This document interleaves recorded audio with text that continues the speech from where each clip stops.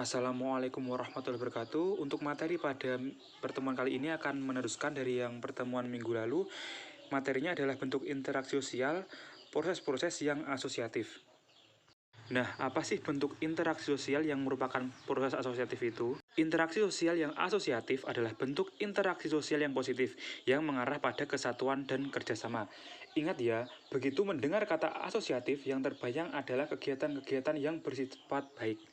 Nah, bentuk interaksi sosial yang asosiatif ini berupa kerjasama, akomodasi, asimilasi, dan juga akulturasi. Yang pertama adalah kerjasama, bentuk interaksi sosial di mana orang-orang atau kelompok-kelompok bekerja secara bersama saling tolong-menolong untuk mencapai tujuan bersama.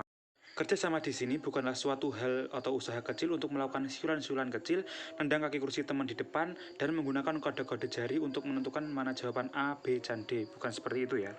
Kemudian untuk jenis kerjasama yang pertama adalah gotong royong. Nah, gotong royong ini merupakan kegiatan bersama yang dilakukan secara sadar untuk membangun suatu infrastruktur.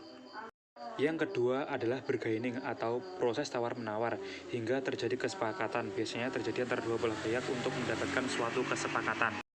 Yang ketiga adalah kooptasi, suatu proses kerjasama untuk penerimaan unsur-unsur baru selama kepemimpinan atau pelaksanaan politik tertentu. Yang keempat adalah koalisi, yakni suatu kerjasama yang dibentuk untuk mencapai tujuan masing-masing dengan cara yang sama ataupun bekerja sama untuk tujuan tertentu. Kemudian joint venture merupakan proses kerjasama untuk menyelesaikan proyek tertentu, biasanya dilakukan antara dua perusahaan besar. Kemudian bentuk asosiatif yang kedua adalah akomodasi, merupakan langkah yang ditempuh untuk mengatasi konflik atau masalah antar dua belah pihak. Akomodasi adalah suatu kondisi dan sebuah proses. Akomodasi dapat bersifat sementara ataupun permanen.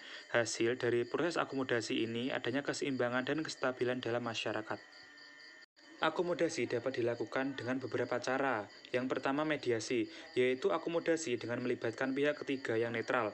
Yang kedua adjudikasi, yaitu akomodasi dengan melibatkan pengadilan. Yang ketiga arbitrasi, akomodasi yang melibatkan pihak ketiga yang lebih tinggi kedudukannya. Dan kompromi, yaitu akomodasi dengan saling mengurangi tuntutan hingga tercapai sebuah kesepakatan. Bentuk asosiatif yang ketiga adalah asimilasi, merupakan pembauran satu kebudayaan yang disertai dengan hilangnya ciri khas kebudayaan asli, sehingga membentuk kebudayaan baru. Asimilasi muncul apabila ada golongan masyarakat dengan latar belakang budaya yang berbeda, bergaul secara langsung dan intensif dalam waktu yang lama. Kemudian ada faktor pendorong dan juga penghambat asimilasi.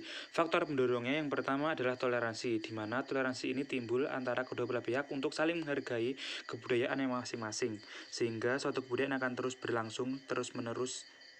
Yang kedua, kesempatan yang sama. Hak dan kewajiban di sini dijunjung sama rata, tidak ada yang membedakan ras, agama maupun sukunya.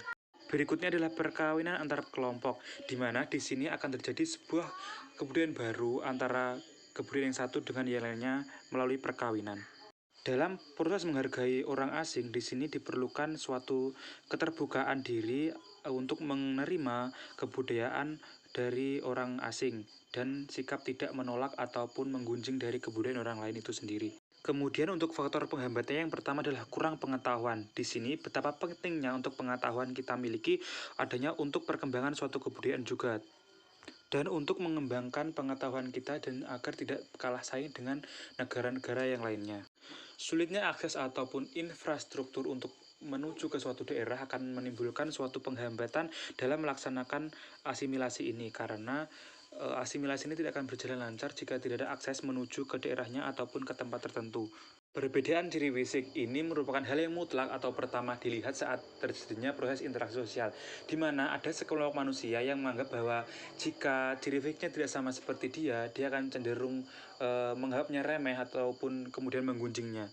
Berpikiran negatif, hal ini muncul karena adanya pemikiran bahwa semua kebudayaan dari luar itu buruk dan akan membawa pengaruh yang sangat-sangat buruk pada kebudayaan kita sendiri.